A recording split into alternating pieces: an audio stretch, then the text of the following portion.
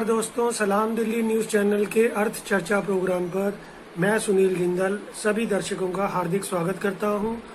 और आज के बाजार भाव शायद आपको ऐसे लगेंगे कि पता नहीं बाजार में आज क्या हलचल हुई है और इतना तेजी से बाजार गिरा है, जो कि वैसे एक्सपेक्टेड तो था, लेकिन बाजार के जो विशेषज्ञ हैं उन्होंने इसको कभी भी हाईलाइट नहीं किया और लोगों को आगाह नहीं किया कि ये बाजार इतनी तेजी से गिर सकता है।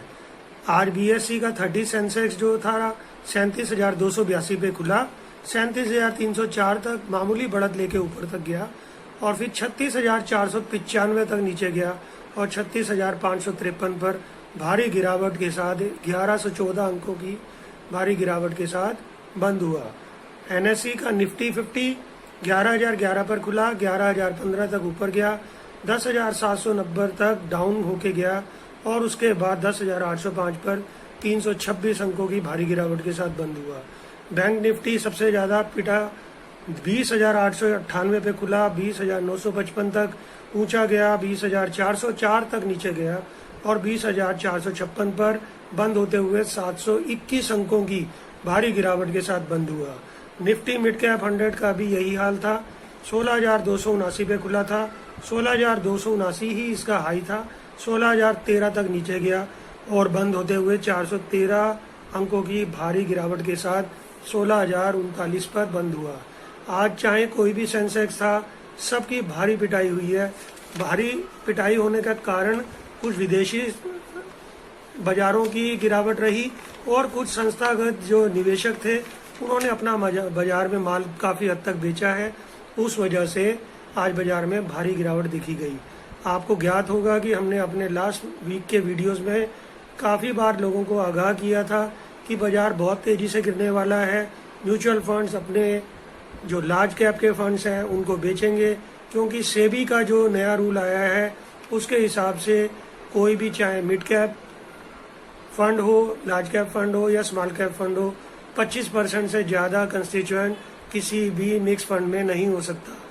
अभी तक क्या हो रहा था कि बड़े फंड्स जो मिक्स फंड्स थे, बड़ी कंपनियों ने 80% तक लार्ज कैप फंड को उसमें जगह दी हुई थी। अब उनको क्योंकि 40-45% होल्डिंग को बाजार में बेचना है तो वो धीरे धीरे करके बेच रहे हैं और बाजार इतनी तेजी से गिर रहा है कि जिसका शायद किसी ने अंदाजा या गुमान नहीं किया था। अगर आप गोल्ड की बात करें तो गोल्ड भी आज भारी गिरावट के साथ बंद हुआ। सिल्वर 56,832 बंद हुआ, 1,656 अंकों के साथ गिरावट रही। सिर्फ आज तेजी के अंदर हिंदुस्तान यूनिलीवर को स्थान दिया गया है, जो कि 2061 के ऊपर 8 अंकों की बढ़त के साथ बंद हुआ है। स्टेट बैंक 7 अंकों की गिरावट के साथ 176 रुपये, टाइटन 21 रुपये की गिरावट के साथ 1,096 रुपये, एशियन पेंट 28 अंकों की गिरावट के साथ 1,918 रुपये, AU बैंक 20 रुपये गिरा, 635 पे बंद हुआ। रिलायंस 36 अंकों की गिरावट के साथ 2195। नेस्ले जो कि FMCG का किंग है, 155 रुपये की भारी गिरावट के साथ 15,210 पे बंद हुआ। इन्फी जो कि इन्फोसिस की भी कहा जाता है कि पिछले कुछ दिनों से काफ़ी तेजी में चल रहा था, आज 42 रुपये की गिरावट के साथ 978 रुपये पे बंद हुआ। विप्रो भी काफ़ी दिन से तेजी की और चल रहा था, आज 11 अंकों की गिरावट के साथ 304 रुपये बंद हुआ।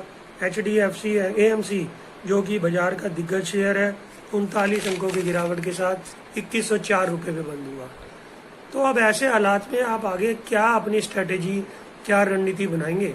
आप ये देखिए कि बाजार में आप पिछले 6 महीने से देखें, बैंकों की इतनी बुरी हालत थी, लेकिन ऑपरेटर बैंकों को तेज किया जा रहा था।